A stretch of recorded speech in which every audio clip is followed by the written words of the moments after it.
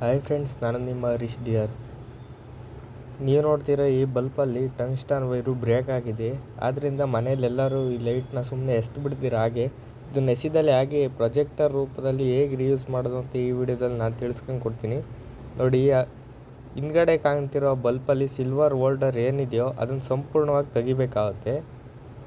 ನೋಡಿ, ಈ ವಿಡಿಯೋದಲ್ಲಿ ತೆಗ್ದಿರೋ ಥರ ಹುಷಾರಾಗಿ ಕೇರ್ಫುಲ್ಲಾಗಿ ತೆಗೀರಿ. ಅದು ಗ್ಲಾಸ್ ಹೊಡಿದಂಗೆ. ಗ್ಲೌಸ್ ಇದ್ದರೆ ಗ್ಲೌಸ್ ಯೂಸ್ ಮಾಡಿ. ಸೆಂಟ್ರಲ್ಲಿರೋ ಗ್ಲಾಸ್ನು ಬ್ರೇಕ್ ಮಾಡಿ ಅದರೊಳಗಡೆ ಪೂರ್ತಿಯಾಗಿ ಏನೂ ಇಲ್ದಂಗೆ ಹೊರಗಡೆ ತೆಗಿಬೇಕಾಗುತ್ತೆ. ಸಣ್ಣ ಸಣ್ಣ ಪುಡಿ ಮಾಡಿ ಹುಷಾರಾಗಿ ತೆಗಿಬೇಕು.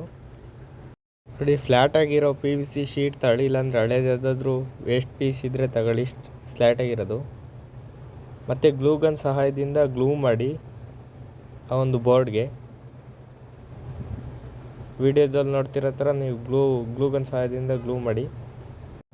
ಆ ಗ್ಲೂ ಮೇಲ್ಗಡೆ ನಿಧಾನವಾಗಿ ಬಲ್ಬ್ನ ಇಡಿ, ಅದಂಗೆ ಪೇಸ್ಟ್ ಆಗಿಬಿಡುತ್ತೆ. ಈ ಸೈಡಲ್ಲೆಲ್ಲ ಹಾಕಿ ಮತ್ತೆ ಅದು ವಾಪಸ್ ಬೀಳ್ದಾಗೆ ವಿಡಿಯೋದಲ್ಲಿ ನೋಡ್ತಿರೋ ರೀತಿ ನಿಧಾನವಾಗಿ ಪ್ಲೇಸ್ ಮಾಡಿ ಬಲ್ಬ್ನ. ಮತ್ತೆ ಅದಕ್ಕೊಂದು ಹೋಲ್ಡರ್ ರೆಡಿ ಮಾಡ್ಕೊಬೇಕಾಗುತ್ತೆ. ವಿಡಿಯೋದಲ್ಲಿ ನೋಡ್ತಿರೋ ಥರ ಮೊಬೈಲ್ ನಿಕ್ಕಾಗೆ ಸಿಂಪಲ್ಲಾಗಿ ಮೂವ್ ಮಾಡೋ ಥರ ಒಂದು ಹೋಲ್ಡ್ರ್ ಮಾಡ್ಕೊಂಡ್ರೆ ಆಯಿತು. ಮತ್ತು ಆ ಬಲ್ಪ್ ಒಳಗಡೆ ವಾಟರ್ ಹಾಕಿ, ಪೂರ್ತಿ ಮೇಲ್ ಬರೋ ಥರ ವಾಟರ್ ಹಾಕಿ. ನೋಡಿ, ಈಗ ರೆಡಿ ಆಯಿತು ನಿಮ್ಮ ಪ್ರೊಜೆಕ್ಟರ್. ಮುಂದ್ಗಡೆ ಒಂದು ಯಾವುದಾದ್ರೂ ಶೀಟ್ ಇಡಿ ವೈಟ್ ಕಲರ್ದು, ಯಾಕೆಂದರೆ ಇಮೇಜ್ ವೈಟ್ ಮೇಲೆ ಚೆನ್ನಾಗಿ ಬೀಳುತ್ತೆ. ಪ್ರೊಜೆಕ್ಟರಲ್ಲೆಲ್ಲ ನೋಡಿರೋ ಥರ. ನೋಡಿ, ಇದರಲ್ಲಿ ಏನು ಇಮೇಜ್ ಕಾಣುತ್ತೋ ಅದು ಉಲ್ಟಾ ಕಾಣುತ್ತೆ. ಹಾಗೆ ಮೊಬೈಲ್ನ ಲಾಕ್ ಮಾಡಿ ಉಲ್ಟಾ ಸ್ಕ್ರೀನ್ ಮಾಡಿ, ಆವಾಗ ನಿಮಗೆ ಕರೆಕ್ಟಾಗಿ ಕಾಣುತ್ತೆ ಇಮೇಜು. ನೋಡಿ ಯಾವ ರೀತಿ ಕಾಣ್ತಿದೆ ಅಂತ ವಿಡಿಯೋದಲ್ಲಿ. ಮೊಬೈಲ್ ಸ್ಕ್ರೀನಲ್ಲಿ ಅಚ್ಚುಕಟ್ಟಾಗಿ ರೆಕಾರ್ಡ್ ಆಗೋಲ್ಲ ಅದು.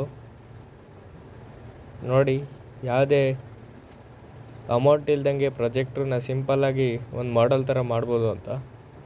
ನೋಡಿ, ವಿಡಿಯೋದಲ್ಲಿ ನೋಡ್ತಿರ್ಬೋದು ಹೇಗೆ ಕಾಣುತ್ತೆ ಅಂತ. ಇಷ್ಟ ಆಗಿದ್ದರೆ ಸಬ್ಸ್ಕ್ರೈಬ್ ಮಾಡೋದಂತ ಮಾತ್ರ ಮರಿಬೇಡಿ.